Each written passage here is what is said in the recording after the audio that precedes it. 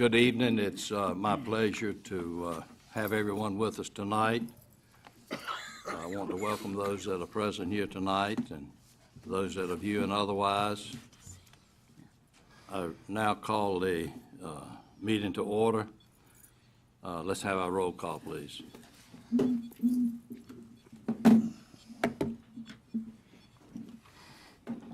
Reverend Hammond. Just one moment. Just one minute, Mr. James, I appreciate it. Thank you, sir. Everybody counted for? Yes. Thank you. Next matter that I want to bring to you is this. Our county manager, Scott Elliott, last night I received a call that his father had passed away. And then I had a call this morning from Scott and talked to him over the phone regarding he was in Indiana with his family. His father passed away, and that is the reason Mr. Elliott is not here tonight. And I asked that he be thought of in your prayers and consideration as he undertakes this time of grief and this time of suffering. And with that having been said, I'm sure that there will probably be some reference to that at a later time. But we will now stand, and Mr. Garris will have our invocation. And after that, Glenn will do the pledge. Let's pray. Father, we thank you this evening for your many blessings upon us. We thank you for this wonderful Christmas season that we are in. We pray that you might bless each one of us. Help us always to remember the reason for the season. Now, Father, we also lift up our county manager and his family to you this evening. We pray that you might be with them, comfort them, Father. We pray that throughout this ceremony that they will be having in Indiana, that your name will be blessed and that you will bless each one of them. Father, be with each one of us this evening in this meeting. We thank you for those who are in our audience. We thank you for the presence of each one of them. And we pray that you might be with this board this evening as we deliberate the various issues. Help us to do that which is pleasing in your sight and that which is best for the citizens that we represent. These blessings we pray in your holy name. Amen. Amen. You want me to pledge? I pledge allegiance to the flag of the United States of America and to the republic for which it stands, one nation, under God, indivisible, with liberty and justice for all. Mike will be assisting me here. One moment, Mr. Hammond. Mike will be assisting with the operation of the meeting tonight as filling in for Mr. Elliott. All right, Reverend Hammond, what's your motion? I motion the approval of the agenda. And before we have the second on that, I've got one other item that is corresponding with that. On item number 10, there has been a request that remove item number 2 up to be number 1. If the board is agreeable with that, and I will now accept a second to that motion, and we will vote. Second. Ready to vote? Thank you. Noel Lee, I believe you're first. Yes, sir, Mr. Chairman. Mr. Chairman and Commissioners, come before you tonight asking for you to look at and hold a public hearing tonight on EMS ordinance revisions. This is something that the EMS Oversight Committee has been working on for the past year, going back and trying to clarify a little bit of some of the revisions that we've been looking at through county staff and the EMS Oversight. The objectives would try to shorten the title. I don't know if you remember, that was a very long title, condensed in sections from 10 down to 3, where we basically deal with the Oversight Committee, the emergency portion, and the non-urgent, and then try to make it user-friendly and easier to understand. Also, the Oversight Committee has making these recommendations. So, just talked about the renaming. The renaming, and I'm not going to sit there and read the whole name because it's in your agenda packet, to the EMS Oversight Ordinance. So trying to really shorten that up. Also, there was a purpose statement that was added to this, and basically it gives the North Carolina General Statutes statutory authority for the ordinance and why we have the EMS Oversight Committee. Also, in the purpose statement, we talk about the quality and cost-effective service to promote public health, safety, welfare, and convenience for the citizens of Pitt County. We removed definitions. The definitions were not really used in the ordinance, so we took those out. We revised 10 sections to 3 sections, and as I earlier mentioned, Section 1 is governance of the actual EMS Oversight Committee. Section 2 deals with emergency medical services, and Section 3 with a non-emergency medical service. Section 1, we clarified the membership who was voting, the liaison positions that you appoint that are non-voting, how the appointments are sometimes recommended by different agencies, and then the terms, duties, and responsibility. One thing that has been added is another liaison member representing the non-E who would be recommended by the different non-Es to you for appointment. Section 2 deals with emergency response, the agencies that we contract with, the nonprofit organizations. We condensed that and basically said that they would follow the contract provisions that talks about the relationship, the expectations, and the financial agreements between these agencies and the county. Section 3 is basically dealing with non-emergency providers. It's the application process, standards for performance, renewal process, enforcement, and complaint procedures, how they would be addressed. So the Oversight Committee in November looked and had the final say of that, and they're recommending to you tonight to look at these 3 changes. And 3 motions that we are pushing forward tonight is to hold a public hearing to hear comments of the proposed amendments to the ordinance, and again, that long terminology to the EMS oversight, which is a second motion, and adopt the replacement pages in the Code of Ordinance book and update the historical notes, which I think is something that legal needs for that. So at this time, Mr. Chairman, I'm asking if you would hold a public hearing for any comments. Thank you, Mr. Lee. On behalf of this board, I directed that we have a public hearing on this, and the public hearing is now open.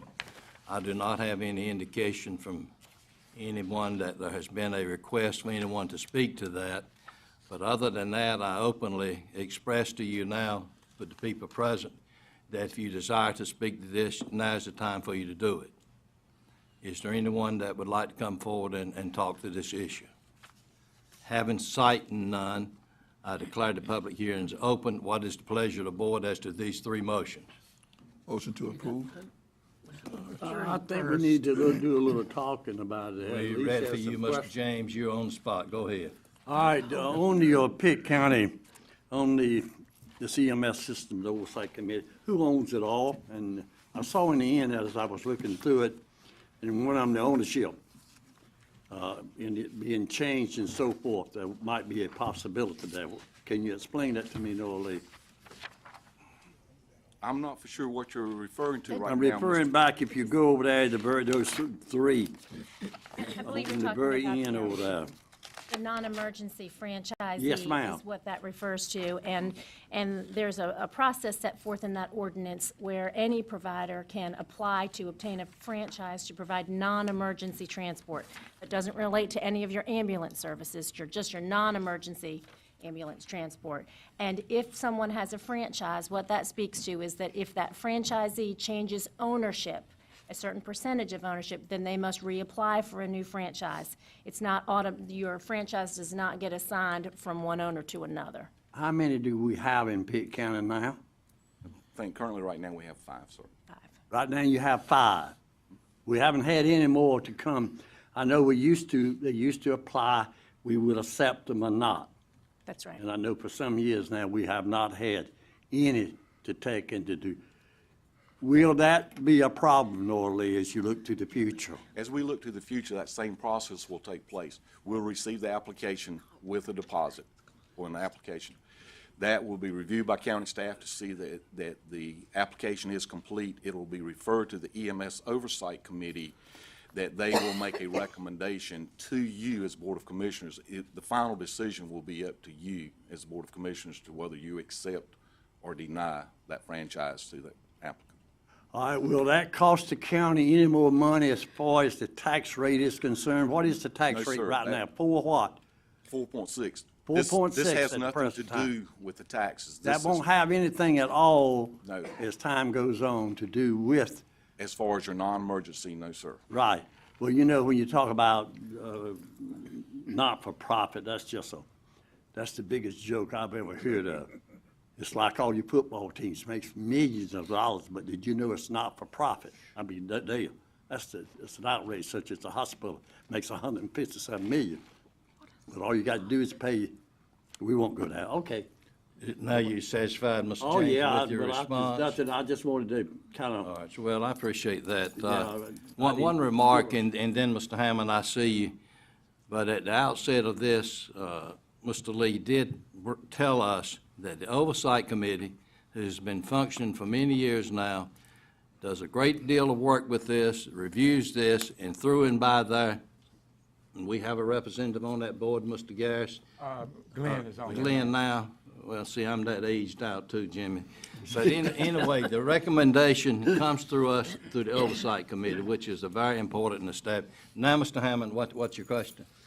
Yes, as long as they are not funeral directors, I don't have any problem with it, them not having a franchise, Mr. Chairman. All right, anybody else for any discussion?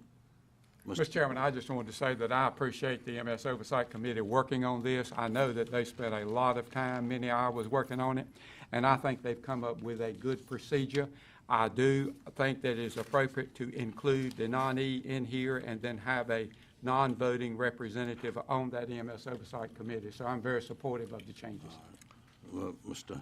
Mr. Chairman, having said all that I've heard, I'd like to make a motion that we concur with the staff recommendation and pass all three as stated. see what they recommend. Thought we had a motion, but I believe you'd already made one, but that's all right, that's your motion. Is there a second to I it? second it. All right, any further discussion? If not, let's vote. Thank you, Mr. McLaughlin. All right, James?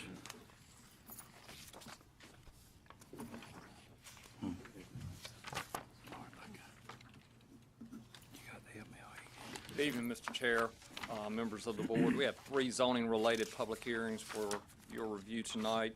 The first 2 relate to rezonings. The first one is a straightforward rezoning, and it's by Danny Spain. This particular property is located in the Hollywood Crossroads community. It's about almost 1 acre in size, and it's actually a down zoning. Most of the times we deal with more intensive uses coming through. This time, the request is to go from general commercial to rural residential. On the screen, you can see the location of the property. Here is Hollywood Crossroads proper, the intersection of Worthington Mills and NC 43 South. D.H. Conley being just off the screen to your left. The property is here, and as you can tell by some of these other different slides, you'll notice that in fact it is in a sea of regular residential property. So this being shown here as existing land uses, as commercial, it is surrounded by residential. And in consideration of this, you can also see the existing zoning pattern in the area. Not surprising, this is a crossroad community. There are some commercial establishments and commercially zoned property right at the crossroads area. This is a bit removed, and again, it's surrounded by residential. The rural residential district, which is the one that's being requested, is intended to accommodate low-density, single-family residential uses and their associated supporting adjacent uses. In this case, the planning board has also reviewed it along with staff, and given the proximity of the existing property to the existing land uses that are residential in nature, we believe this in general conformance with the land use plan and recommend such. As I mentioned, the planning board also has reviewed it at its November meeting and unanimously recommended approval. So with that, Mr. Chairman, we're ready for the public hearing. Thank you, Mr. Rhodes. I declare the public hearing open. And as I said previously, we have no one signed up to speak to this issue. But if there's anyone present here tonight that desires to do that, now is the time for you to do it. Seeing none and having heard none, I declare the public hearing closed. What's the pleasure of the board? Mr. Garris. Chairman, Mr. Dugan Mills owns 3 sides of this, the property on 3 sides of this piece of property, and he called me and said he was very supportive of this change. Therefore, I'd like to make a recommendation that we approve it. I second it. All right, so any further discussion? If not, let's vote. All right, Mr. Rhodes. Your other rezoning for tonight is by Palmetto Business Advisors LLC. This is actually a rezoning.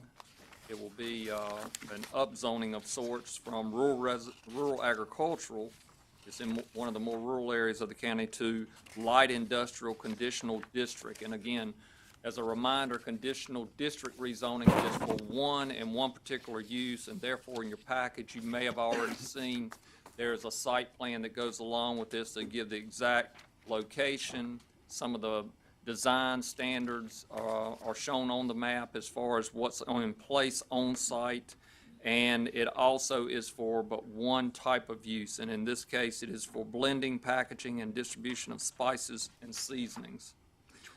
On your screen you can see the aerial photograph of the area. The property is located on NC 102 South. That would be, or I should say east, and that is between Ayden and the Calico area. On the screen now is the site plan itself, and you can see bounded in red is the property we're dealing with. It's almost 1.5 acres. There is an existing building. This building before was previously used for trade or service that was associated with the adjacent residential property and was allowed within this district. This particular use is not allowed outright, and therefore the rezoning tonight. The parking is also shown here in the gray, so there is ample parking for the proposed use. There's also some existing infrastructure just off-site, that being the septic system area and repair area, along with the associated easement now shown in green. This particular property, as I mentioned, is in a fairly rural area. There are some residential uses in close proximity, somewhat scattered along NC 102. The rural residential agricultural designation, which is what the area is located in, is included to have low-density residential and some other limited commercial office and institutional type uses. And some of the criteria that we would use, of course, in this case would be access to a major highway, and in this case 102 provides that. As far as the existing land uses, you can see here again the commercial operations shown there in red. There are some smaller residential lots shown in tan on the screen. For the most part, it is an undeveloped area of the county. And this is the area shown as far as zoning is concerned. Basically, it's within the rural agricultural zoning district. The light industrial district is intended to accommodate limited manufactured warehousing and wholesale related uses. And again, we are looking at but one use that's within that listing tonight. The conditional zoning district allows for the approval of a proposal, which you've seen in your package, and you can go along with that any conditions that are reasonable for that. Those conditions do need to be also endorsed by the owners of the property. The proposed use, again, is manufacturing food and related products, in this case blending, packaging, and distributing spices and seasonings. Both the planning board and the staff agree that this is an appropriate change in rezoning and suggest that it is also in conformance with the requirements of the zoning ordinance and the land use plan. So with that, Mr. Chairman, we also have a couple of additional conditions, one being that the building does have to meet all conditions of the building code. There has been some discussion, and you may have seen some correspondence concerning the other condition that's been passed forward by the planning board and staff, and that's for fencing. One of the adjacent property owners has requested that that not go into place, so that is probably warranted for further discussion during the public hearing. So with that, again, we're ready for the public hearing along with those two recommendations for approval. Thank you, Mr. Rhodes. I declared the public hearing open, and we've had 3 or 4 people sign up to speak to this issue. And Mr. Manager, will you call the first one, please? Yes, the first person signed up to speak is Justin, is it Malarkey with Aldridge and Southern? You don't have to, but you can. You're looking a little hesitant. And each person for the public hearing for this zoning has 5 minutes. Thank you so much. I think I signed that with the intention that if I had to speak, then I would. Okay. But I respectfully decline that invitation if not needed. You're fine. Have a Thank you. seat. Thank you. Next one. Second person is Cynthia Lane. Come around, Ms. Lane.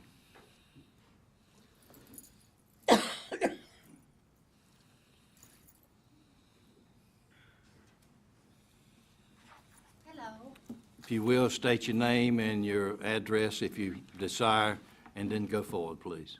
my name is Cynthia Hardy Lane. I live at 3238 NC 102E, Ayden, North Carolina, 28513.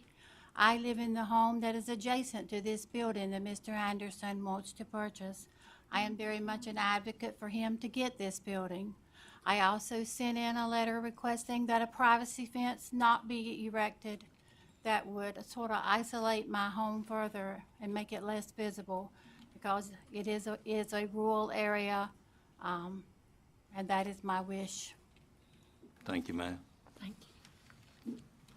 James, did you and the Oversight Board consider this issue that she just spoke to about not having a fence, or any alternatives to it?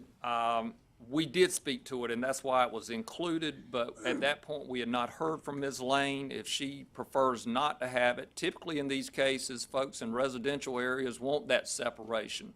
She has decided that she would prefer not to have it placed there. Thank you, sir. It's optional. All right, now, who's the next one? Next person is Brad Hubbard. Thank you, sir. Come around. Thank you, Mr. Chairman. My name is Brad Hufford. I live at 1104 North Overlook Drive in Greenville, North Carolina. I'm here today as my role as Associate Director for Business Retention and Expansion with the Pitt County Development Commission. I appreciate the opportunity to speak in favor of the zoning request by Palmetto Business Advisors for a conditional zoning designation at 3254 NC Highway 102 in Ayden. I've been working with Al Anderson and his team on this important economic development project for the last several months, beginning when I was the town planner for the town of Ayden. I asked you to approve the zoning request that would allow the building to be used as a spice blending facility. The proposed use would have minimal impact to the adjoining neighbors, with no outside noise, smell, vibration, or lighting associated with the business use. NC Highway 102 already experiences a large amount of truck traffic, and deliveries and shipping traffic to that site would be minimal.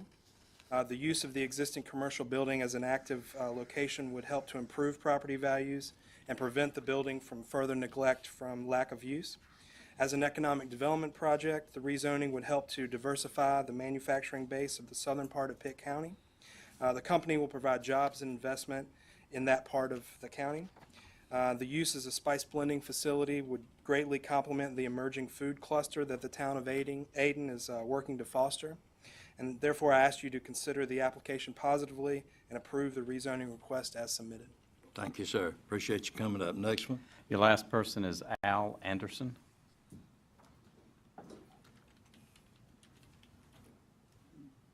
Come around, please, sir. Afternoon. Good afternoon, Chairman Owens, ladies and gentlemen of the board. I too signed the sheet with the expectation that I would speak if I needed to speak.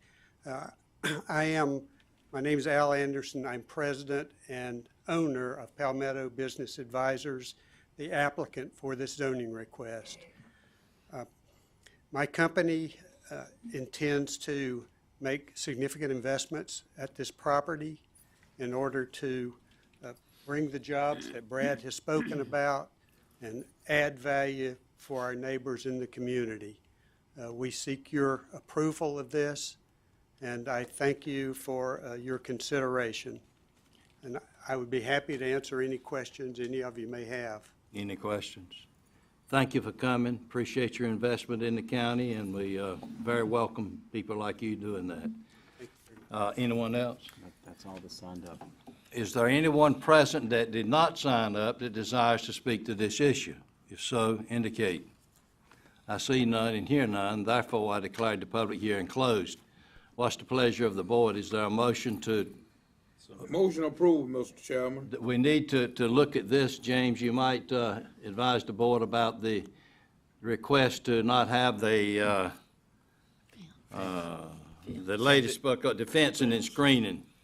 Give us some help with that. That is optional, and if she prefers not to have it there, I'll say that's typically contrary to what we would see, but if she prefers it not to be there, I would suggest that the board consider that and remove that condition. What's the board's pleasure now? Mr. Chairman, I got a question. So it's not there, let's say she sells the property, could the new owners then demand that a fence be put up, or is it a done deal? It's a done deal at that Okay, point. all right, thanks. Mr. Garris. I have one comment. I would like to just acknowledge receipt of a letter opposing this, and there were several issues mentioned in this letter. I gave James a copy of them, and James, as I looked at those, I concluded that they really did not relate to this particular business. Did you conclude that same thing? I did. Okay. The letter is not signed, so I cannot respond. I'm sure the rest of you probably got this letter also, but I did want to acknowledge receipt of it. Have we had a motion? I think Mr. Hammond started and then I interrupted him, so let's go back and start all over now. Who desires to make the proper motion? I motion to approve it. With the exception of not having the fence as was requested by Ms. Lane. Is that included That's your in your motion, Mr. Hammond? All right, I now do will we have a second second? that. We I will have a second second. that, yes. Now, is there any further discussion? If not, let's vote. Thank you. Thank you. And your third public hearing related to zoning tonight is actually for an amendment to our text of the zoning ordinance. And most of you, or several of you, were on the board when we dealt with the first countywide zoning. At that point in time, some 10 years ago, cell towers were a very big issue around the area. All communities were trying to regulate them as much as they could. We kind of moved past that point now because everyone wants to pull out their cell phones and be able to connect in. Also, the other point that goes along with this is that the cell towers themselves are a little less unobtrusive as they used to be. So you're seeing more go up. You probably don't notice all of them like you used to. So in turn, a lot of communities have moved forward with modernizing their regulations. That's what we're looking towards tonight. We've had a request by an individual on the basis of several agencies requesting such that we go through and look at the actual setbacks and separation requirements. So in Section 8, 3N of our zoning ordinance, it deals with radio, television, communication towers over 60 feet in height. Most of these that you see in the community would be in the range of 100 to 200 feet in height. The request is by American Tower, LLC. The proposed amendment requires towers to be set back an equal distance of the height of the tower itself. The current requirements require double the height. And that has been a lot of times an obstacle as far as trying to site these towers throughout our planning jurisdiction. At the same time, we're also modifying our regulations to remove the waiver or provision for modifying the setbacks. We feel like we have provisions that allow variances through our Board of Adjustment. We do not need that provision any longer. As I've mentioned, there are also some other sections that need to be adjusted as well, and these are actually reference numbers just to ensure that things are cited appropriately within the section itself. And the Planning Board did review this at their November meeting and unanimously recommended approval of these changes. And there is also a provision here. There was some discussion at the Planning Board about the measuring point for setbacks. And the board did agree that it should be at the center of the point of the base of the tower. So all is now drafted within our provisions, and we're recommending approval of that. All right, thank you, Mr. Rhodes. We have one person to sign up for that, and I declare the public hearing open. Mr. Johnson, you want to come up, please? Thank you, Chairman Owens. I'm Tom Johnson. I'm attorney with the law firm of Nex and Pruitt at 4141 Park Lake Avenue, Suite 200 in Raleigh. I'm here on behalf of American Tower and work with Mr. Rhodes to develop these amendments to the ordinance. Mr. Rhodes and his staff worked very well with us to do that, and I think this will really help in terms of siting towers in the county. Right now, we're working with AT&T across the state to improve services, especially in the rural areas of the state, and this will help greatly for Pitt County. So I'm available to answer any questions anyone may have. Form of bringing more money to the county, isn't it, Tom? Yeah, absolutely. All Every one of these have to pay taxes on them, so. Any Absolutely. questions of Mr. Johnson? If not, thank you. Thank you. Anyone else, although you didn't sign up, that desires to speak on this issue at this time, to indicate and let me know. Having seen none, I declare the public hearing closed. What's the pleasure of the board? Mr. Chairman, I'd like to move that we adopt the proposed amendments Second? and do the revised language in the Code of Ordinance. Thank you, Ms. Ward. Ms. Tamman, you second that? All right, you ready to vote? Thank you. Mr. Chairman, I'd Yes, sir. like it to be known that I will not participate by voting or discussion in that my son is making the proposal. Very good, Ms. Johnson. So noted. All right, let's go forward. Yeah. And Mr. Tom? The attorney, Dr. Johnson, requests that you put abstain on your record there. Have any objection to that? Which would be to press the seal, and then press the seal, and then confirm.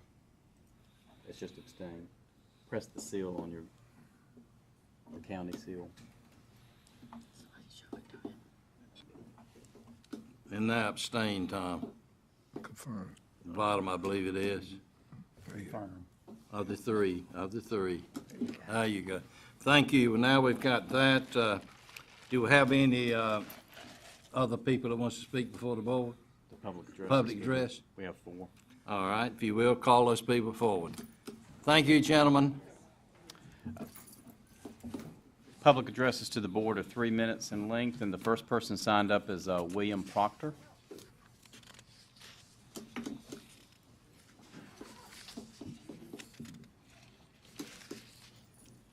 Good evening. Hello, Mr. Proctor. William Proctor, I stay at 4624 NC 222 Fountain. I'm here for Falkland Volunteer Fire Department, the chief. As y'all aware, we've just got pagers rebanded and the 700 system radio. The 700 system radio, we're having a lot of problems with it. For the last 6 months, I reckon, I've sent in numerous things to the emergency manager office and got hardly no response out of it. Our radios are going to get somebody hurt. All y'all know firefighting is a very dangerous situation. I've got 24 people under me. That's my responsibility, and I'm really concerned about the radios. The other thing is the pagers. We rebanded the pagers we had. There's a lot of times we're not getting calls. I mean, we got $1 million worth of equipment, 24 firefighters. If they don't get the page, we can't get to the citizens. Mr. Garris did meet with us at the chief's meeting and listens to a lot of our concerns, but we just want to make sure we go on record. We have a severe problems, and if something needs to be done. We're over a year into the new radio system and the pagers, and they're not working. And as many firemen we have out there answering calls, and most of this is on the northwest of the county. When we went into this, my question to me was, we had one tower. We started out that we thought we could do it on one tower, and if we had the same problems we had now, we would get another tower. I understand what we got meets FCC regulations, but that's not meeting the fire department needs. I mean, a lot of things are FCC approved, but it still needs more umped on them or whatever. So I am asking you to consider this hard, and it's something that we need to go ahead and try to do on the northwestern part of the county. We are not getting traffic, radio traffic. We're not getting the signals, the alarms. We do have a telephone backup, and that's been a lifesaver. Sometimes I get it at the same time I get the alarm. I have got my telephone alert 30 hours later. So I don't know, just actually want to really consider and talk about this and see can we do something in a short period of time. Mr. Proctor, we thank you, and on behalf of the citizens of this county, for you taking the time to come and making us aware of this. I personally know of the good service you've given the citizens of this county for many, many years, and you alluded that I believe Mr. Garris talked to you, but was there any personnel or staff that didn't respond to your questions? It's been through the emergency manager's office, and no, sir. Nobody responded to you? A whole lot. No. I've got packages where we've done the contracts with them, but actually the answer needs. My question was at many of the meetings, what is the problem and what will it take to fix it? And I have not got that yet. All right, so how long was it ago that you requested that? I'm sure it's been up to 6 months. And this is something been going on ever since we started into the system. All right, so did you contact Mr. Noel Lee about We it? have. I've sent numerous emails. All right, we'll see that you get some response. Thank you. Thank you for coming. Anything else on the other members of the board? All right, next one. Mr. Chairman, I just want to ask him, did he live between Fountain and Falkland? Sir. Or Fountain and Fawn? About halfway. Where you at, Toddy? You know where his road is? Yes, sir. Right there. I'll stay right in there. Okay, thank you. Your next individual signed up to speak is Robert Murray. Come around, Mr. Murray.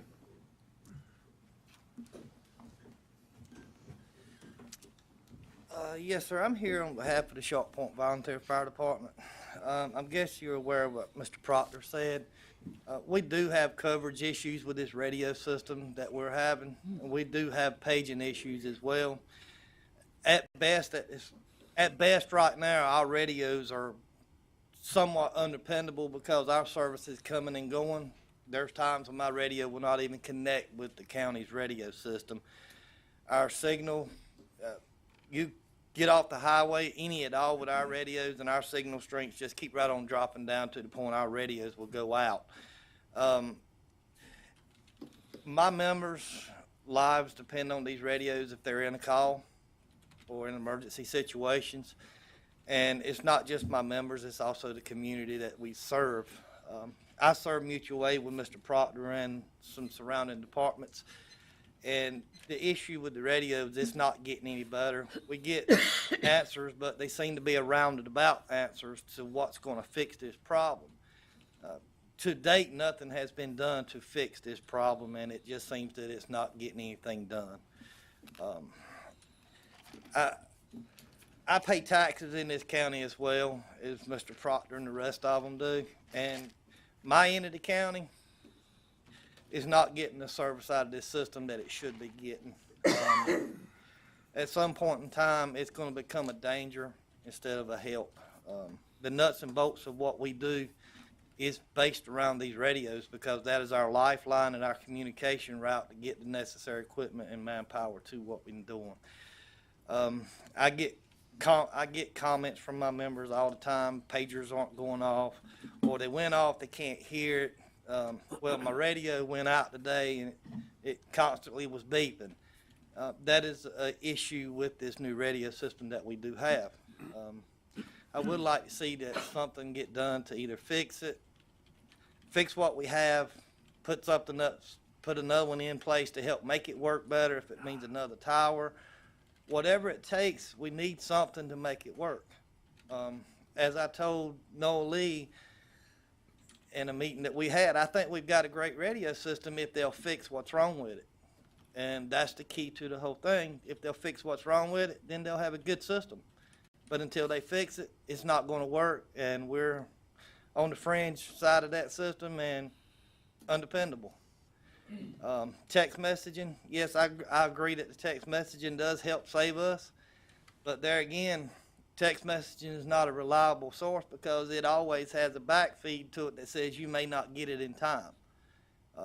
I've got text messages 2 days later, and that's not a dependable source to give you your calls. My department actually went out and bought a programmer to tighten our pagers up a little bit to see if that will make them activate any better, and to no avail. It's not really made that much difference. So I would just like to see something get done before somebody winds up getting hurt. And most of the time, the one that's going to get hurt is going to be your firefighters because they're the ones that are responding to it. Thank you, sir. Anything else? No, sir. Has your problem been going on for approximately 6 months without any resolution to it also? The problem we're having with this radio has been going on since we got it. All right, sir. And you've had contacts and overtures, but the problem has just not been that solved, is that correct? We get answers that they're working on it, they're doing this, they're doing a study. Well, we're told that the system's working. We're told it meets FCC requirements. The FCC requirements are great, and I understand that, but the FCC requirements that go with radio systems actually are broad spectrum that says you can have this tower, but you can push this much on this tower. So if you take that tower and you up the wattage on it, which we're told is at full strength, is not putting out enough signal to get to us, then something is wrong with it. We note your concern, and I want to thank you on behalf of this board and the citizens of this county that you serve. We'll see if there's anything that we can do to implement your concerns. Thank you. Thank you for coming. Next individual signed up to speak is Michael Dickens. How you doing? My name is Mike Dickens, Fire Chief of Fountain Fire Department. Pretty much they have already addressed most of the problems. We have the same similar problems in Fountain. The biggest issue that I have is the pager systems. I think all of you, I don't know if everybody's aware of how the system works, but somebody calls 911, 911 dispatches us through pager. Okay, 2:30 in the morning, that's what we hear. Okay, if you can tell me where the call is, where we're supposed to be going off of that, you're doing a lot better than anybody else in our department. That's what we're working off of in Fountain. At nighttime in a house, that's what we hear.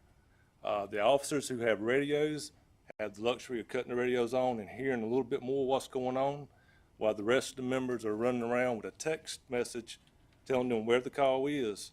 But that's the only information they're going to get after that, because they're not going to hear on the pagers that they've been canceled. So they're still going to the call, still think somebody's in danger. It's not fair to the members to have to go through what they go through trying to figure out what these calls are. We're running around chasing our tails when we should be either going back to bed or going to help someone. As far as the radios go, the radio system is a lot better than what we had before, in my opinion. However, the more calls we have, I'm finding more dead spots in our area. When I say dead spots, when I key up to call the county on the radio, it won't let me contact the tower. So I get a busy signal or an out of range signal. We had a call the other night, was a car overturned. Luckily, nobody was hurt. But at both times I called the county in that spot, I had to key up 4 to 5 times to catch the tower. Now, if this was an emergency situation on the fire ground, and it was information that the firemen needed to know, clear a house or whatever, do I need to be keying up 5 times to tell these guys that they're in harm's way? We also have a base station that's in our station that is hooked to our siren. I think we're the only ones in the county right now are set up this way, but when communication sets off the new system, it sets off our base station, which in return sets off our siren. And our siren is a backup, because when you don't hear any information on pagers or your pagers do not go off, we listen for the siren, and then we know we have a call, and then we go try to figure out what it is, check text messages and so forth. Our base station has little to no signal. You know, I've had Motorola's come out. I've been promised that they're going to fix it. It's been 2 months. I still got poor signal. It's hit and miss whether my siren's going to go off. Pretty much that's all I've got on this. Well, we, on behalf of the board and the citizens, I want to thank you for your service and for your concerns. You know, the services are great, but for you to have these concerns is We've been told as we were going through this process that there'd be dead spots, there'd be certain things that would have to be worked on and progressed and improved as later on. And I'm not an expert in it, and I don't know anything about it, and I rely on Noel and those people that do. Now, Mr. James might know, he's experienced this all out there, but you can be assured that this board will listen to you, that in whatever capacity we got to respond, we'll respond to you. Okay. Thanks, sir. I appreciate it. Anybody else? Your last person to sign up to speak is Virgil O'Neill. Thank you, Commissioners. I'm not going to take long. I'm going to just reiterate a few things that they said. At the last meeting y'all had, y'all were told that the system worked fairly well and had no issues. I think you're told completely wrong on that. There are some major issues with this system, especially the paging. Like you heard the noise a while ago. That's what you hear. When the system went in effect, we got 14 walkie-talkies that replaced probably 28. I've got 14 members of my department that know what's going on now in the fire service. Because after they give the alarm out where the call is, they say nothing else on that channel, and none of the members going to the call know what's going on. They don't have a clue. They don't know whether they need to continue, whether they need to disregard, or don't even know if they got a call. Because the paging system is so bad in this county. A system needs to work, bottom line. It could be your house. This could be us going to your house for an EMS call. But if we don't get the call, we can't get there. Something needs to be done. Some more money is going to have to be spent to get the system right. I'm not here asking you for money. That's not my job. But my job is to go help the citizens in my fire district, and if I can't get there, I can't help them. We only get one shot at this one, to save somebody's house. It needs to be done right the first time. Any questions? Virgil, I appreciate it as being repetitive, but thank you for what you do and what the citizens have the opportunity to be served by all of the firemen. You remarked that you heard what we were told, that things were working. Yes, sir. And the only way that we can have an opportunity to review it is for people like you've come here tonight and apprise us of what it is. And I think that we're going to see what we can do. And we might not do anything, but it'll be an overt effort, just like you being here tonight and trying to accomplish that. But that is a major issue. We don't have anybody to represent the fire service anymore. Thank you, Virgil. Mr. Garris? Yes, I did want to respond. One of the things under the manager's report is to report on a performance survey that we are going to do. They invited me to that meeting a couple of weeks ago, the fire chief's meeting, and I went, and there was a lot of discussion on the radio system, on the paging system, and I really appreciate you guys being here tonight, further expressing your concerns. The thing I concluded at that meeting is that we do have a problem, but it's primarily isolated in that northwest part of the county.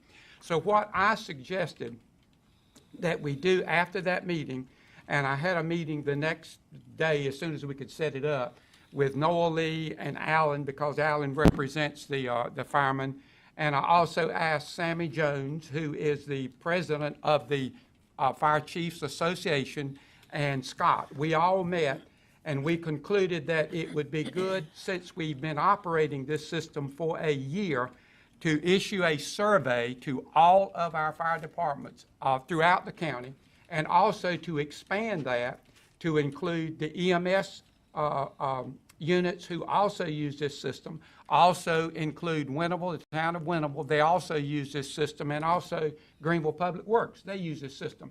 And develop a survey so that we can get a good understanding of how this system is working throughout the county. Now, hopefully in some parts of the county, and I believe this is true, that it's working well.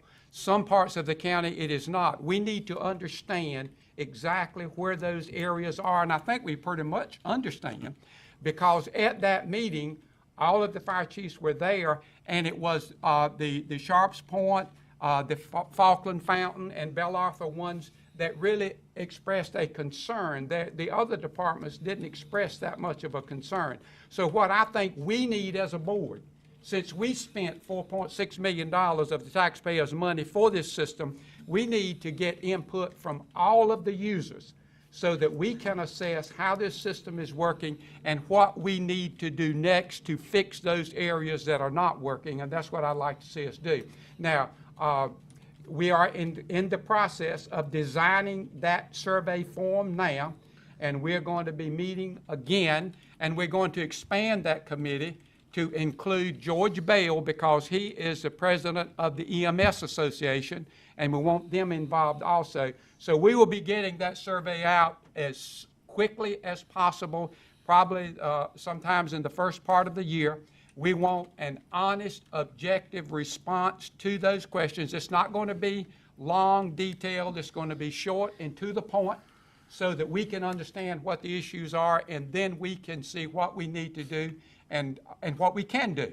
And again, we appreciate your input. As the chairman has already stated, anytime you have a concern, that podium is available to you. Come and let us know. And we appreciate your input this evening, and you will be hearing from us. Thank you, Mr. Garris. Tom and Beth? Question, Noel, could you step forward, please?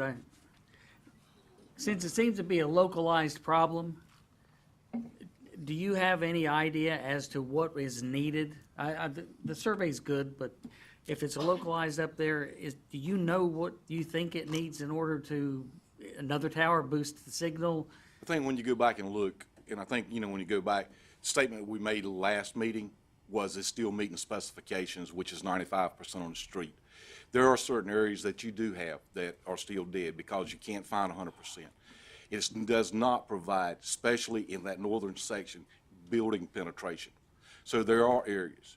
So when we talk to Motorola still states, and again, it's been verified, and a lot of these complaints have been looked at and try to go back and maximize the system to be sure that nothing has happened, because we did take a large lightning strike back in July and verifying that there was no damage that was still pushing out. So they're basically saying to get building penetration to improve it, you're actually looking at changing what the original specifications were to include building penetration, which would probably require a site. Is there something to be added to specific buildings to where be an antenna or something that pick up that signal and would send it inside? Yes, sir. And then you'd have, would that be a relatively economical fix? They would have to go back and look. If you're looking at building, trying to get an individual building penetration, they would have to look at it and design that system specifically. And I think a good example is the hospital. Yeah, but it sounds like we're playing You Bet Your Life here. I'm not going to disagree with that.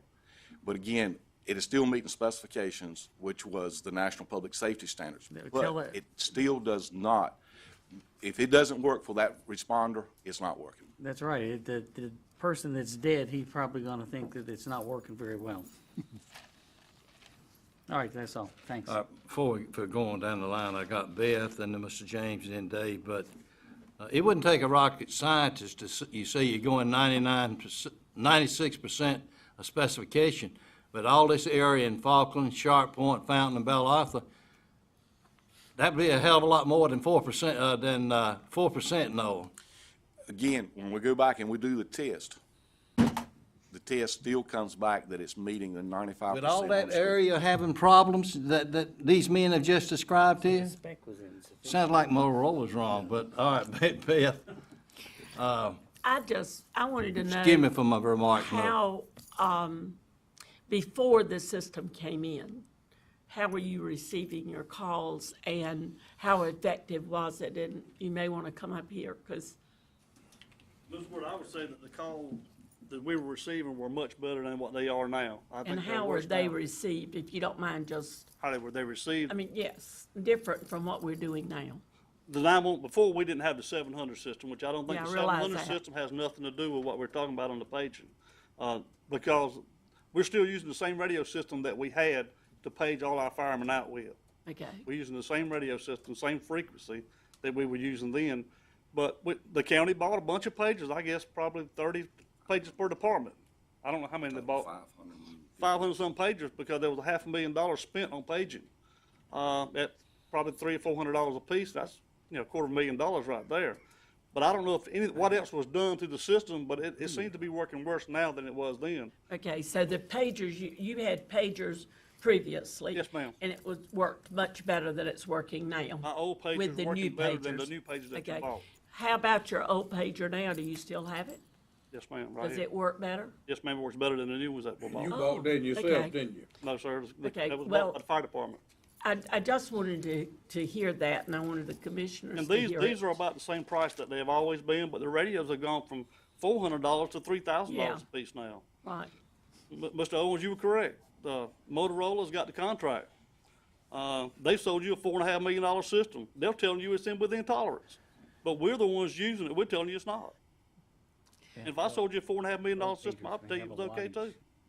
May have more wattage. Well, and I don't understand why one pager works better than the other, but I do support getting the facts from the survey, and I know that it took a lot for you all to come up here and do this tonight, and thank you very much, all of you, for sharing. And to reiterate, I totally support what Mr. Owens said, that we will find some solution somehow. Mr. Thank Owens, you didn't ask the question, but I quit complaining because it was falling on deaf ears. Tonight's the first time you've heard me in a long time about it. It was falling Don't on want deaf you to ears. stop either, Virgil. Sir. Mr. James? Virgil, hold just a moment. Where's your antenna? Maybe Noel Lee, of course, both of you up there. Where's your antenna located for the county for this particular area? And where was it located at before when you were getting? The actual radio tower is located at Wintergreen where it was located before. It's at the very top. The paging system is simulcast between this tower here at the 911 center and the Wintergreen. Well, you know your antenna is the key to it all, isn't it? Sir. I know it is. I know that much about the radio system. All right, you know how many miles is it from the antenna to the Fulton or Fountain area? That's going to be where you're going to, why can't we use the antenna at the hospital? Because that's where you're going to get your best reception that part. And Noel Lee, I found this out. You know, I've been humming on this like the flood. And I told you the only communication we could get over there where I'm at then was a telephone, cellular telephone. And it was. And you know that. We were out completely with you all. But the cell phone, we did. Virgil, you might want to consider that cell phone. I'm not kidding you. You can't beat them, you people. I know we used them, but I think your kid, well, I don't think it. I know a little something about radios. It's your antenna. If you don't get up there and get those links, those things shooting out, you aren't going to get that reception or connections as you would have. You're right. All right, so what? And that's what you're going to have to do in the end. Look where Wintergreen School is located at. Look how far you are from there to Fountain, we'll say, and to the Edgecombe County line. Because right up there, you're not far from Edgecombe, then you know. You're very close to it, just a few miles from Shorts Point. I don't need to tell you that, you already know it, so you're ready. By the way, I was going to ask that, do you all have your radios from Edgecombe, that way, Short Point? I do, Your Honor. That's what I figured. And don't call me Your Honor, I'm nothing. That's an old habit, I'm sorry. Please don't Yeah. raise him up. No. But I'm familiar with your area, don't get me wrong. Mr. Proctor, wait just a minute. I've got you down, and both of you, but when Mr. James quits, then Mr. Hammond, then y'all are next. Well, I'm just about through, Virgil. You Take know your where I'm time, coming Gene. from. I've been dealing with this stuff for 50 years. I helped start the Belleville Water Department. So I'm familiar with all of it. And my hat's off to you, don't get me wrong. You've got to have communications. You ain't got nothing if you don't have that. And that was my question when we spent that $4.5 million. Did you know what you were doing? Because that system, these radio systems is a Hey, mess. it's not did you know what you were doing, it's did we know what we were doing. You were part of that decision too. All right, I'll be quiet. But anyway, Jimmy, I some can do tell the you work this, and something some needs to be take the done. They need to have communication. Thank you, Mr. James. And you're gonna do it with another antenna closer to them, I guarantee you. That's all I That got might to be say. what we need, Mr. James. Mr. Hammond? Whatever it take to fix it, Mr. Chairman, I wish you would appoint a I committee. think I already said that, and I Okay. hope we're gonna get something. Now, Mr. Proctor, you two, I don't know a lot about the function of just fire and water is all I do, but when we went into the 700 system or started talking about it, I had never seen them but a VHF radio. We were given 800 radios just to practice, to check the strength and all that stuff. And I understand the 800 system has a tower in Farmville and it pings off of it. But there was nowhere in my facility. Falkland School is one of the heaviest structure buildings I got. I couldn't go in that building and talk with a Category 3. You can do studies and all that, but I mean, if the 800 and the 700 is the same system, common sense says a tower is going to fix 90% of this problem. But nobody don't want to listen to that. But, you know, and it's been tried and tested that the 800 does work in our area, about everywhere. But, you know, and that's, I don't know what we got to do to get it fixed, but I appreciate your time. We're gonna see if we can, I don't think it'll be 6 months before you hear from us, I appreciate that. but thank you. Yes, sir, did you want to say something, Beth? Yes, I do. Mr. James, I'm Yeah. sorry for that miscommunication. I'm used to dealing with judges for living. That's okay, I consider it an But I honor. would like to say this much. We talk about a 95% coverage rate from the highway. I want to say this much. My radios will lose their signals in my parking lot of my fire station, and my portables will go to no comm, which means no communications, which means they can't even connect to the system. And that's in the parking lot of my fire station. Thank you, gentlemen. If I move 5 feet, I'll get a signal. If I move back another 5 feet, I'll lose a signal. Thank you, sir. Do we have any more on that list? No. Mr. Yes. Garris? Let me just say, you know, this board appointed me and Melvin, I believe, to serve on that narrowband committee. That committee included many different people, representatives from all throughout the county. We worked on that thing for about 2.5 years. We had contractors to come in here and look at different systems. And we finally concluded, the group finally concluded that this was the appropriate system at that point in time. So again, I think what we need to do now is to get an assessment of that system from all of the users, see what that yields us, and then see what we need to do next. Now, I think we don't need a survey, as you've said, to know that we have a problem over in the Fountain Falkland area. And we need to go on and start thinking about what we can do to fix that problem over there. Now, I think it's going to be another tower, because that was part of the discussion with this narrowband committee 2 or 3 years ago. And the cost prohibited us from going with that second tower, but it may be appropriate now that we've got this system working, that we need to look at maybe figuring out how we can come up with some money to put a tower over there, if that's what it's going to take to fix it. Because again, the 95% is good, and that's what a federal guaranteed us. But again, it's the 5% that we're concerned about tonight, that 5%, which includes essentially 100% of you guys. And we know we need to correct that. We need to fix it. But we need to go through this, I think, in a deliberate, studied way, so that we know what we're doing, know what we need to do, and then see how we can fix it. I think Mr. Garris has already started before tonight a procedure that should Mr. facilitate. Chairman. Let me finish, Dave. To facilitate what we need to give these gentlemen an answer. We don't care about answers. We want it to work. Noel, it's your responsibility to go with Motorola or Tom Dola, whoever it is, and get it done. It would be my remark. Now, Mr. Hammond? I hope there's a refund, Mr. Chairman, before anything else is done. God bless you, That's the first thing Dave. I would hope for. Or any more meetings or anything else about a tower or anything. I think we've all about There's a beat this refund. around tonight. Mr. Webb? No. And then Melvin? With Motorola's been made aware of the issues and the complaints, have they ever suggested a new tower or anything, or do they just keep repeating that it's working within spec? Again, what Motorola comes back and says that when they go back and test on the street for the specifications, it meets those. It does not meet building penetration. There are some areas that you will receive out of range.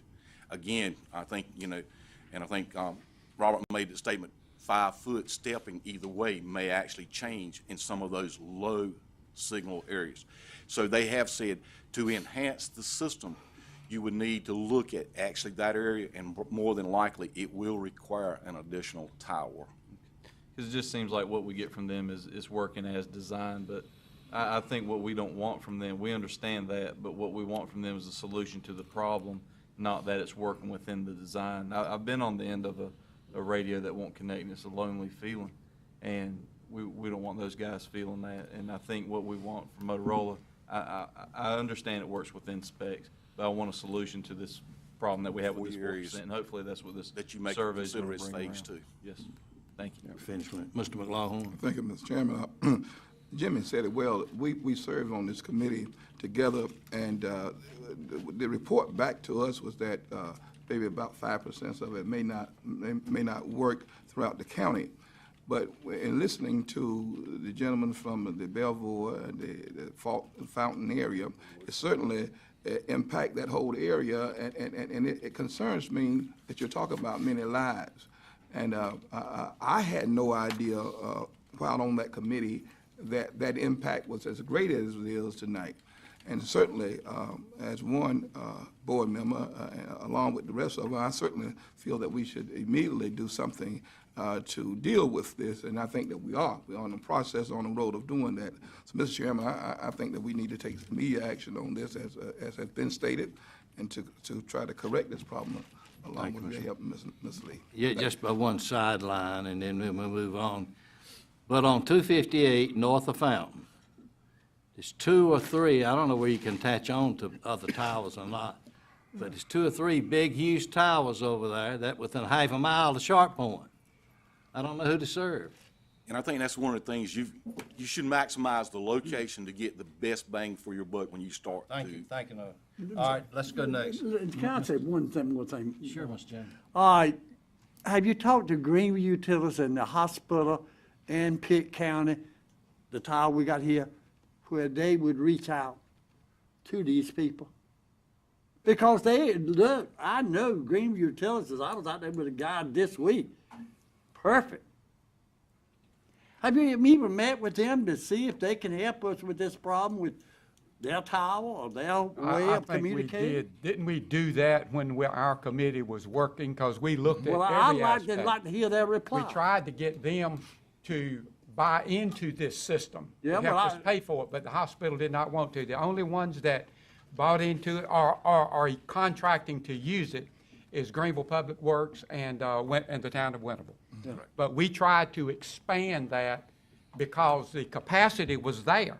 And if we could have expanded the users, then they could have helped us pay for it. Right, the only thing I'm asking, how much will you charge us to take and let us hook onto your antenna?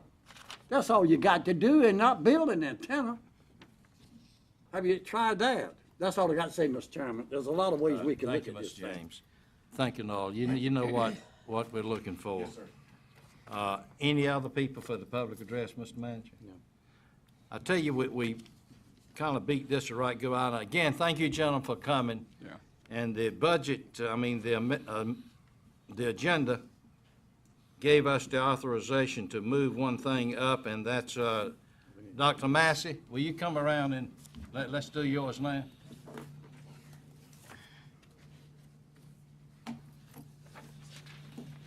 That's number 2 on item 10, gentlemen. Thank you, Chair Owens, members of the board. I'm here to talk with you about a capital project that we have going forward and have been planning for some time. You're probably aware the Craig Goes Student Center was constructed in about 2007. It was funded with state bond money. That was the 2000 state bond, not county. This project is a 15,000 square foot addition to the Craig Goes Student Center, and it consists of a bookstore relocated from the Vernon White Building, a student computer lab, and a career center. The funding for this building is to come from 3 locations, and one of them is the remaining funds from the projects from the quarter-cent sales tax. That's the Charles Russell Classroom Building and the Construction Industrial Technology Building. That's a total of $971,000. We're requesting that you allow us to combine those funds with other sources that we've been able to scrape together to allow us to move forward with this project. We have done pre-qualifying bids on this. We have 9 local contractors who are ready to begin work on this if they're selected. And so we're coming to you with this request this evening. What's your pleasure, gentlemen? I'd like to make a motion that we allow this to happen. This is money that has already been provided for buildings that did not get used, and I think that this is Just good stewardship. a of the good money. way to do I'd it. like to second that, Mr. Chairman. Saving money. Let me make one comment. When would you need the operating cost? Because I see here that the operating cost is going to be $48,000. So when would you need that? It would be in the 14-15 budget cycle, not our next budget cycle, That's right. If things go as we hope, the addition would be finished in January of 2015. Okay.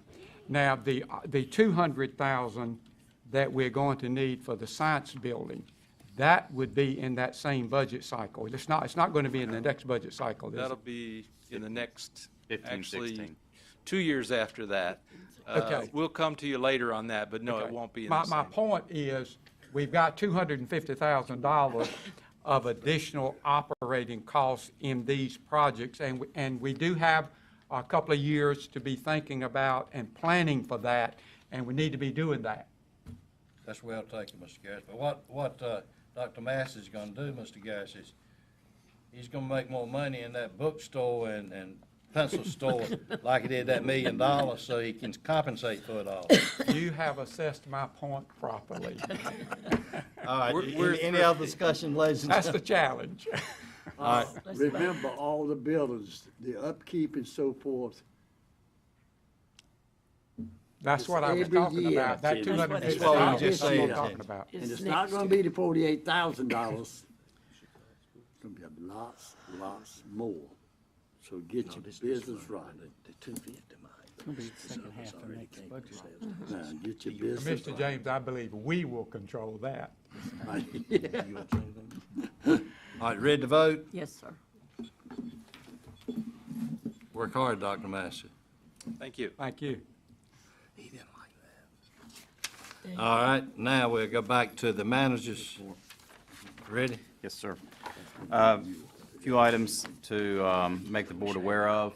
We will have one regular meeting in January, and that will be January 13th because of the holiday. That'll be at 9 a.m. And then we'll have our first capital budget workshop. That'll be January the 29th at 10 a.m.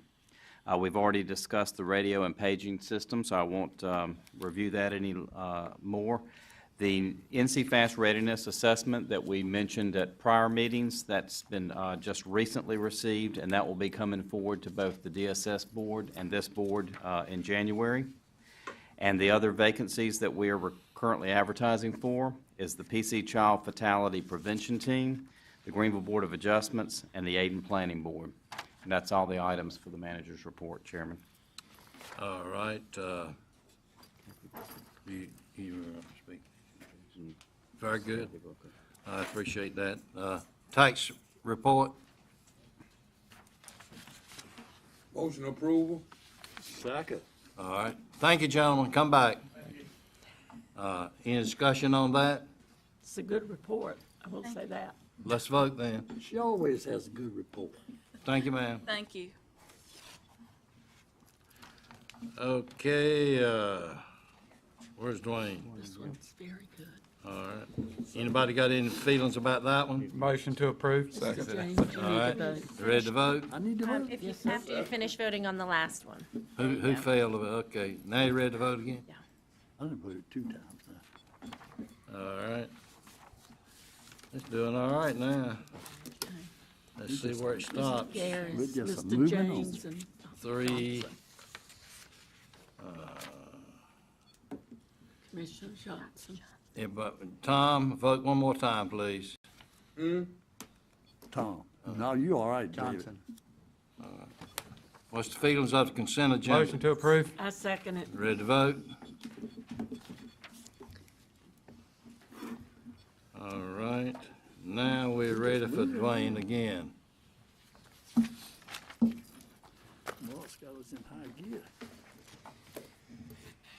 Back to 5 minutes ahead of schedule. Let's stay in, let's stay in there, Mr. Johnson. Good evening, Mr. Chairman, Commissioners. This evening, we're bringing before you a resolution in which we're seeking your adoption. This resolution makes certain findings and determinations. First of all, authorizing us to make our application to the Local Government Commission for the issuance of a revenue anticipation note.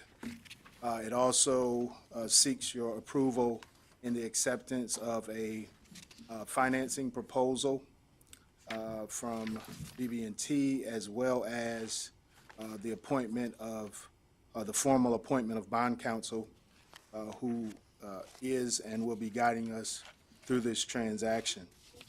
Have asked and invited Mr. Paul Billow from Womble, Carlisle, Sandridge, and Rice to come and give you a short presentation, and he'll outline and review the series of transactions that will take place. All right. Of course, gentlemen, we know that we've been discussing this at various and different times through our local council and through meetings that we've had, but we're going to have some additional information at this time. Bring him forward, please.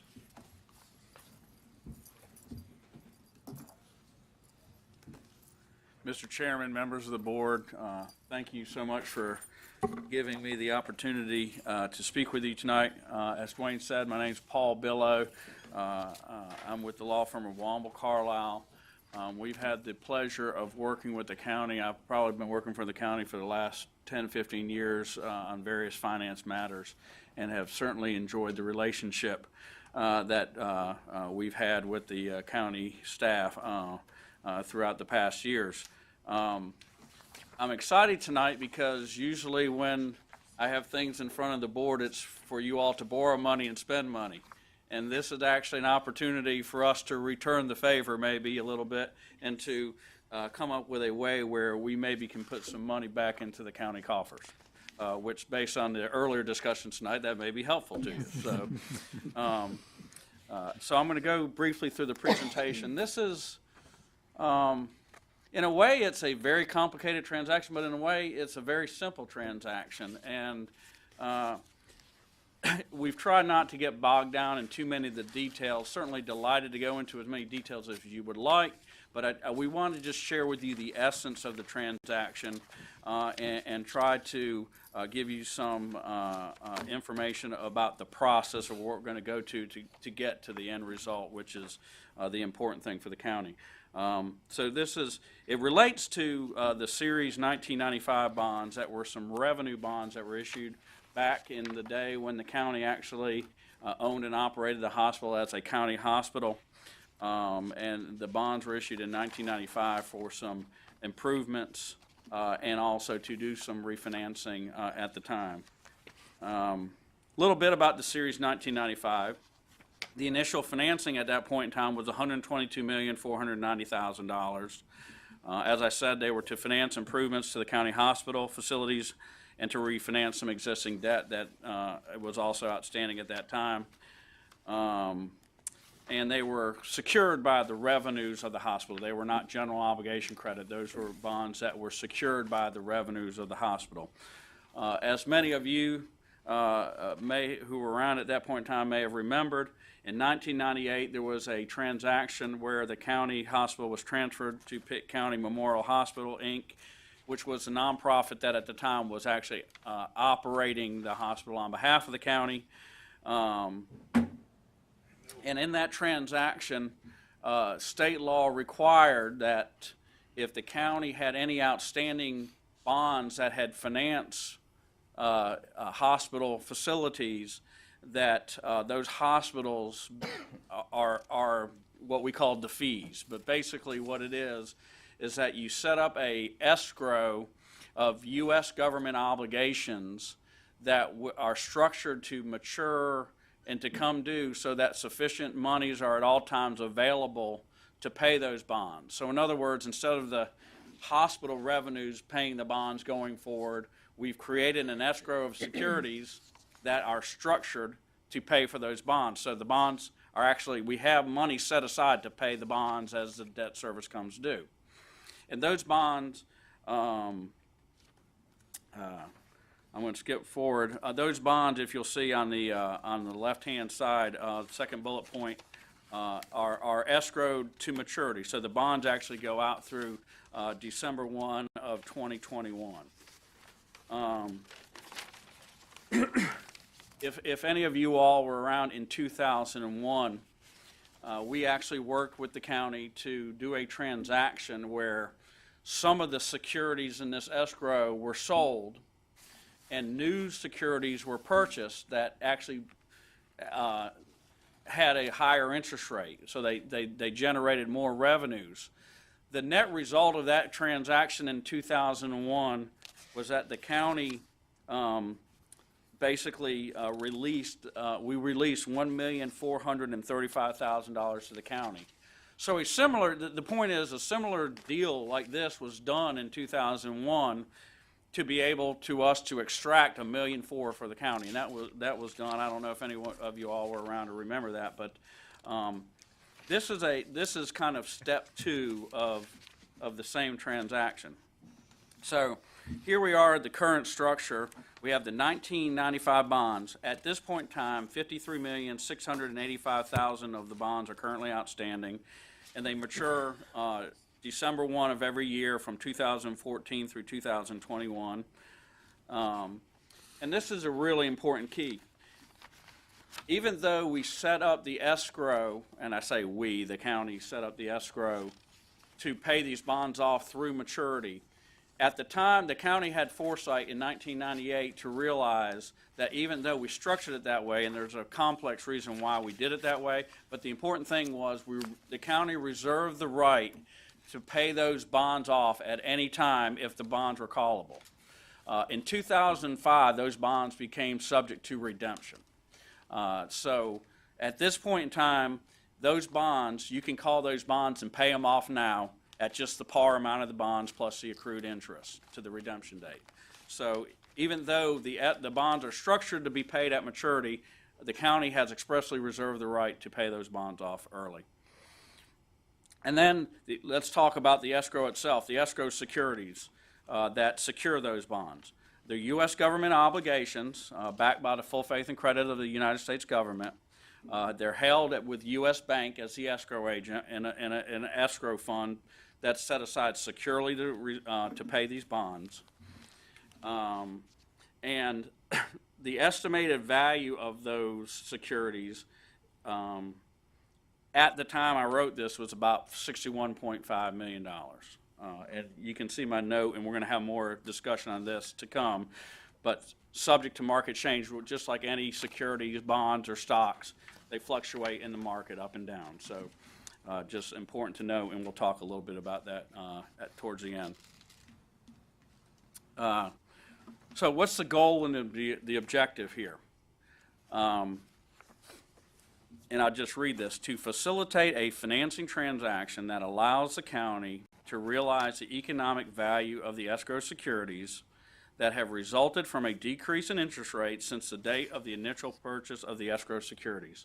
What does that mean? Again, fairly simple.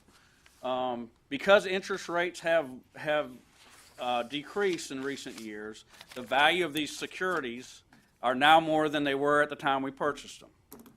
So we can sell these securities, $61.5 million. We can pay off the 95 bonds, and there's an interim step that we're going to get into in a minute, but in a nutshell, pay off the old debt, and the difference between the two, the county gets to keep after paying some expenses and things like that. Go ahead, speed up, don't slow up, you've hit it. Okay. Here's the key, obviously. With any tax-exempt bond issue, there's a lot of complex federal tax laws we have to comply with. This is a transaction we've been looking at for quite while, because we know there's some value doing this. If the situation is right, you know, this would have been a good deal to do back in the summer. But in September 16 of 2013, the IRS came out with some new proposed regulations that gave us an avenue to be able to facilitate this transaction. And it requires us to, the county to do a taxable refinancing in essence, which I'm going to explain right now. So, step one, the county will issue approximately $54,325,000 of a taxable revenue anticipation note, and the proceeds of that will be used to pay the amount of the Series 1995 bonds. So we're basically doing a switcheroo in a sense. Instead of the escrow securities now going to be used to pay the 95 bonds, we're going to do a short-term revenue anticipate note issue and use the proceeds to pay off the 95 bonds, okay? The bonds are expected to close approximately mid-January, January 16th. Upon us closing that deal, we will send out a 30-day redemption notice because the 95 bonds require a 30-day redemption notice. And on or about February 18th, we're going to take the proceeds of the taxable note, pay off the bonds. That's step one. Step two, now that we've done that, well, now we've got this portfolio of escrow securities that has been freed up because we used the note proceeds to take out the bonds.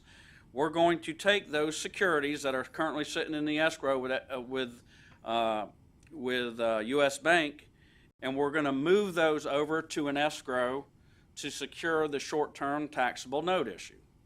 Now, you would say, why don't we just use those monies to pay off the 95 bonds? Again, federal tax laws is one reason, because we have to comply with federal tax laws. So what we will do is we'll move those securities over to BB&T to secure the taxable note. Under the federal tax laws, we got to keep that note from the time we move those securities over. We got to keep those securities intact for another 30 days, just a requirement of our tax analysis. But at all times, they'll secure the taxable note. 30 days after that happens, which will be around March 20th, give or take, we will sell the escrow securities. Now, a condition of the BB&T proposal is they wanted their short-term note to go out through April 1 at least, to go over the calendar quarter. It's a banking thing that they wanted to see. So the county staff has agreed that we would, once we sell these escrow securities and basically liquidate them into cash, we would wait to April 1, we would pay off the taxable note. Now that will include the principal plus some accrued interest, and we'll talk about the BB&T proposal in just a minute. Pay off the principal plus approximately 2.5–3 months of interest, and everything that's left over will be transferred to the county, which I've actually got ahead of myself. So let me go quickly back to step three. The county is going to use a firm that's in the business of doing this, Kensington Capital Advisors, that has been working with us to help structure this transaction. They'll actually go out with a bid to sell the escrow securities at the highest price that we want. Although there's a fair market value for these securities, if you go out for a bid, one firm's going to be willing to pay a little bit more than the other firm for those securities. So we're going to maximize the amount of money we can get for those securities. And then again, we'll pay off the note on or about April 1. The note repayment is going to be approximately $54.5 million. And then again, step four, whatever's left over, the excess proceeds will go to Pitt County for deposit into the county's general fund. Let's talk a little bit about the structures of the note itself. There's a special statute in North Carolina, GS 159-170, that allows for the issuance of revenue anticipation notes. What a revenue anticipation note is really a short-term cash flow borrowing. It allows the county to borrow money now to fund a cash flow need, in our case, to pay the redemption price of the 95 bonds, and to repay those from non-tax revenues that will be coming later in the process, a couple months later, which in our case will be the proceeds from the sale of the escrow securities. There's no pledge of the full faith or credit taxing power, so no one can force the county to raise taxes to pay these, but that they are secured by the non-tax revenues of the county. In our case, it's expected to be fully repaid and funded from the sale of the escrow securities. 3-month term is what we're looking at. BB&T has provided a proposal, which I think is part of the resolution to be accepted this evening.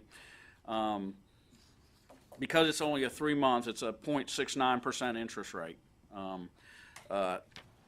Basically, based on a borrowing size of about 325,000, we're probably talking about 70 to 80,000 of accrued interest during the life of this short-term borrowing.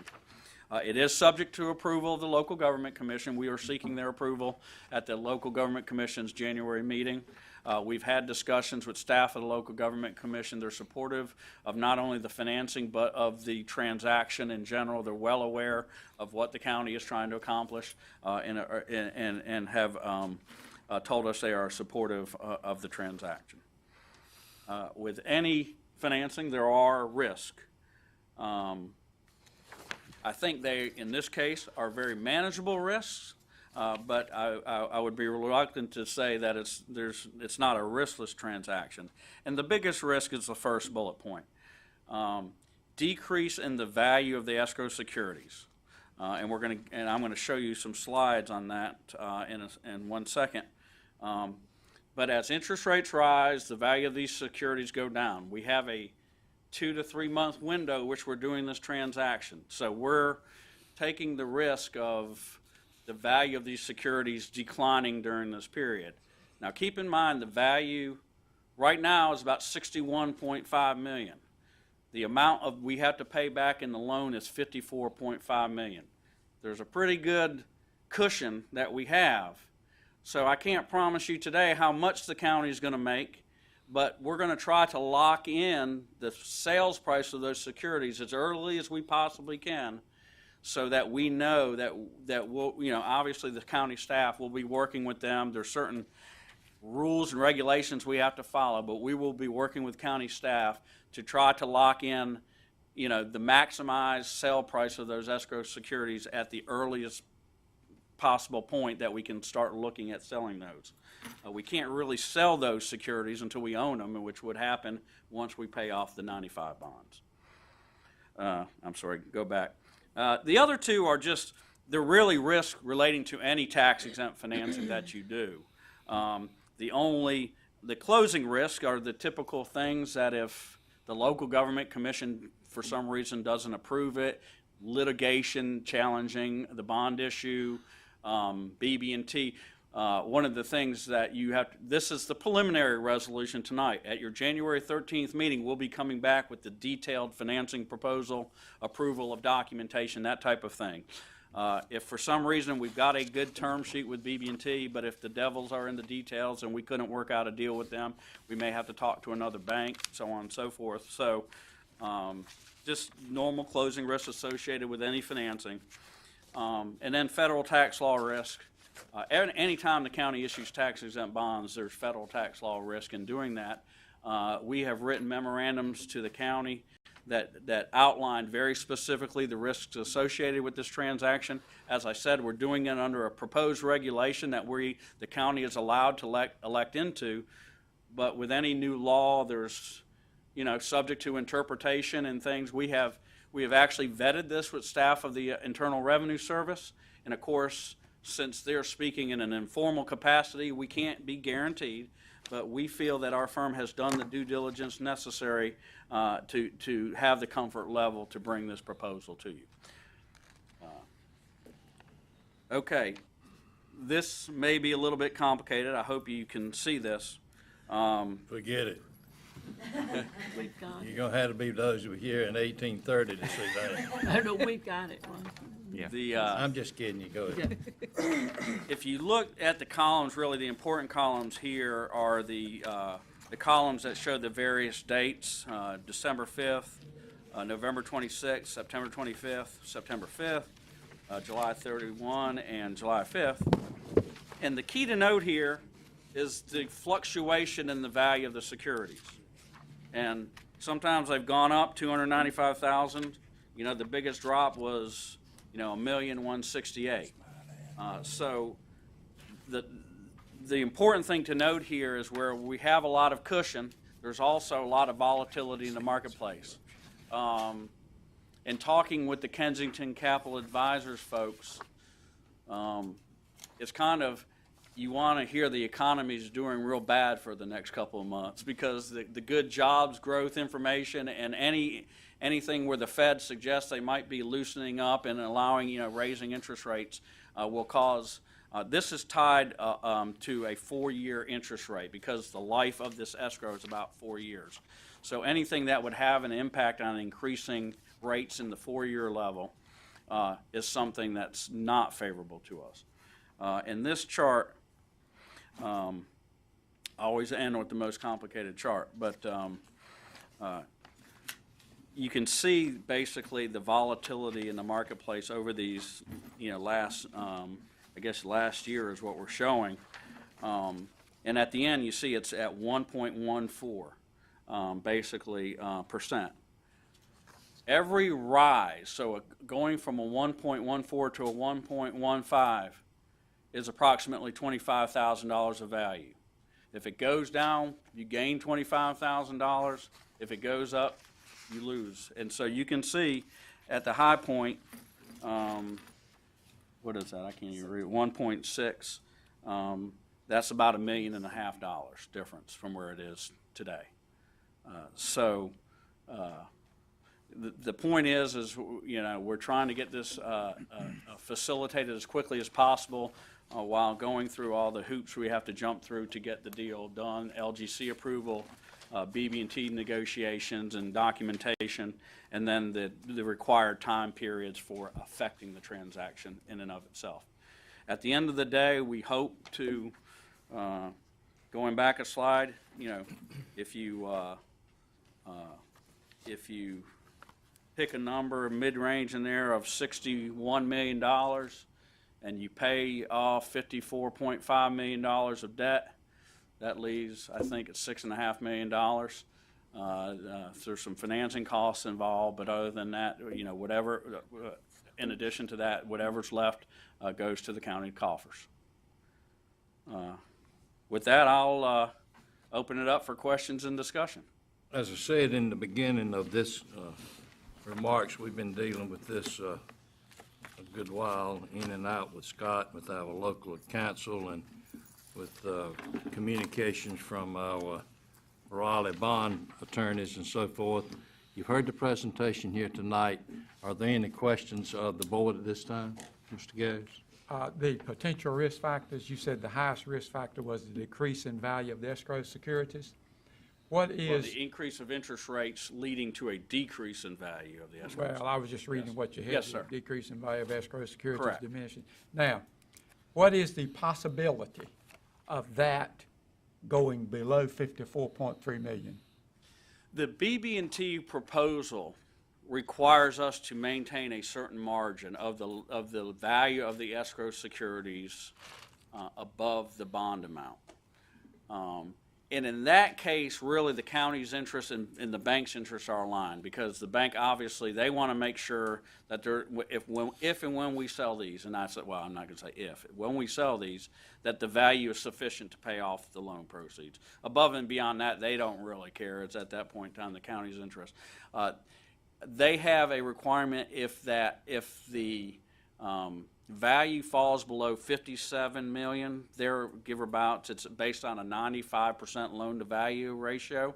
When it falls below that, the county will be forced to contract for the sale of those securities. Immediately. So then we would get the 54.3 versus the 57, we would get that delta anyway. Correct. So that would be the minimum. 2 million, fine. instead of 6 million. Then, Mr. Garris, you add, back in '25, You had that $1,200,000 we got back then from it, so it's still in pretty good stead. Oh, yeah, absolutely. Is there a doomsday scenario where in one day the value could, drop in the Great Depression? Yeah, I mean, there is that risk.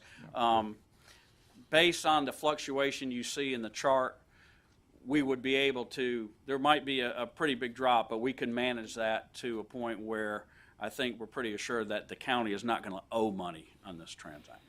The other thing that I thought was interesting on that chart where you have the escrow securities, it's on 7/5/213, the value was 60.8, and on 12/5 currently it is 61.5, so it's actually gone up since That's correct. Okay. And I can tell you, a lot of that had to do with the sequestration and the government debt limit and all that, again, made a lot of market volatility as they were trying to figure out what was going to happen there. Mr. James, Dave, Dr. Johnson, Mr. I'm Malone. just gonna add it as a win-win situation. What percent do you all, your company, get of the amount of money that Pitt County stands to gain? Is this a percentage?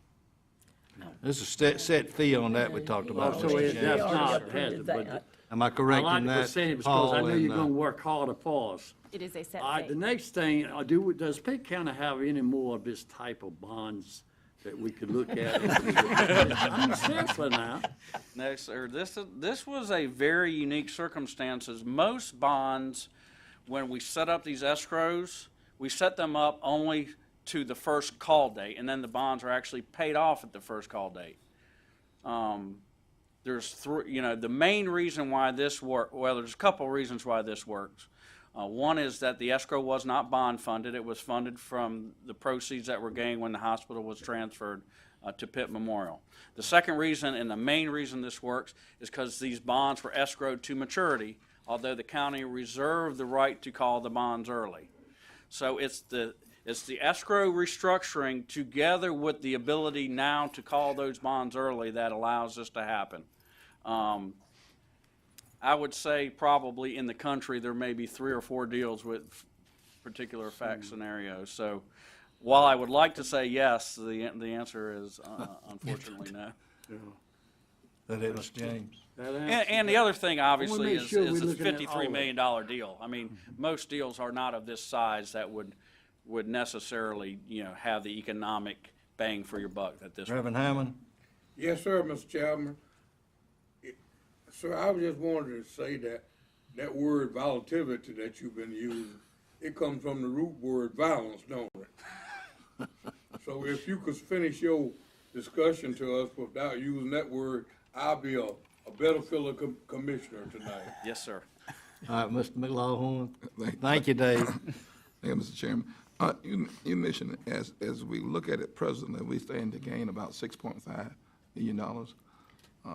Yes, and to be honest with you, that the number that we used was a number from about a week ago or so. So I have not checked today to see what the market has done. So. I guess my point, looking at the market now, the financial gain outweighs the risk right now, looking at it from today's perspective. The Kensington Capital Advisors has told us that the current economic situation would suggest interest rates to be rising in the near future rather than decreasing. So where we did see that we have gained some since those 2 periods of time that you mentioned, the concern is that the market's heading the other way. So the quicker we can do this transaction, the better.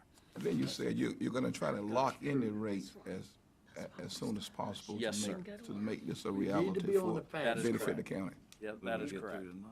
Thank you. Keep in mind, it's hard to sell the securities until we own the securities. Right.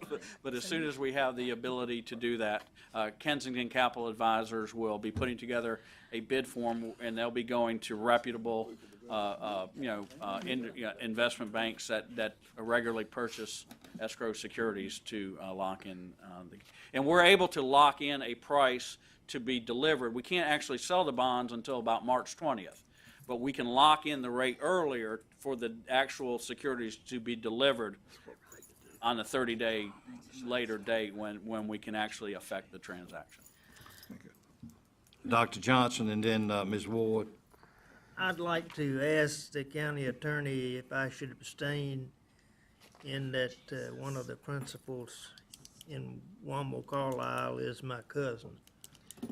Since you would not have a direct financial interest or gain from that relationship with your cousin, it is not required that you abstain. If you choose to abstain, you may, in which case your vote would be counted with the majority. But you do not have to. That answer, Dr. Johnson? No, She said abstain. said I could abstain. Yeah, that's the thing to do, yes, sir. All right, All Ms. right, I Ward. shall. I want to thank you, Mr. Billis, for your presentation. It's very rare that anybody can share something with me that has to do with finances that I can understand. Of course, we've been hearing about this, so maybe it's finally sinking in. And I would like to make a motion that we adopt the resolution to approve this budget amendment. Is that it? And let, Yes, there's And the actually, there's a resolution. preliminary resolution and then a budget amendment. yes, sir, all of that, and you get back to Raleigh and get to work. Do we have a second? Second. Any further discussion? If not, let's vote. And if the timeline can be sped up, move on it. Paul, tell Burley Mitchell that we want some country ham biscuits down here. He'll know what I'm talking about. Thank you very much, Paul. They give you a T-bone steak, Mark. Huh? They give you a T-bone steak. Those country ham biscuits. All right, thank y'all, and now we're at next order of business is, if I can find my agenda. I think. Do we have a motion from the I so asbestos move, removal? since it's what we've already heard. Is there a second? Second. Any discussion? Let's vote. Unless, has everybody voted? Dr. Johnson? You can vote on this. Thank you. Unless there's some objection, as I advised you previously, I will have the same appointments that we had for last year for the chairman's appointments. Motion to accept? I second it. All right, ready to vote? All right, now to the Development Commission. What's your pleasure? Mr. Chairman, I Mr. make a Chairman. motion that we reappoint Debbie Avery, Mark Garner, Brenda Jarman, and Matt Nobles. That's my first motion, and I have a second one. Give me the second one right now. The second one is also that we appoint Jonathan Dawley to the vacant position that is currently the position that was normally held by a farmable representative, but we don't have an application. But there will be 2 vacancies next fall, and Very hopefully we good. can fill it then. All right. Second is All right, any recommendation. discussion? If not, you ready to vote? Thank you. Now, the appointment to the Crime Prevention Council. What's the pleasure of the board? I think these are reappointments. I'll get a motion when I get there. All right, take your time. Mr. Chairman, I move that it has been recommended that Chanita Vaughn of Eastern Carolina Behavioral Health be appointed to fill a seat number 21 that is currently vacant. Any others? Second. If not, let's vote. And we need to finish the last one, if Commissioner Johnson would confirm. Who did not vote? Help me. Commissioner Johnson just needs to confirm. Thank you. All right, now you ready to vote on this one? Yes. All right. Dr. Johnson? All right. Any further good of the business? If not, starting with Reverend Hammond, are there any commissioners' comments? No, sir. Mr. James? Dr. Tom? None. Beth? No, sir. Glenn? Happy Merry Christmas to everybody. Dr. Johnson? No comment. Mr. McLaughlin? No comments. Mr. Deepest Guy? sympathies to Scott and his family, and I'd like to wish everybody a Merry Christmas.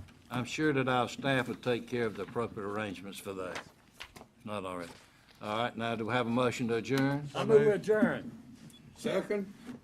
Vote. Thank you. Thank you all.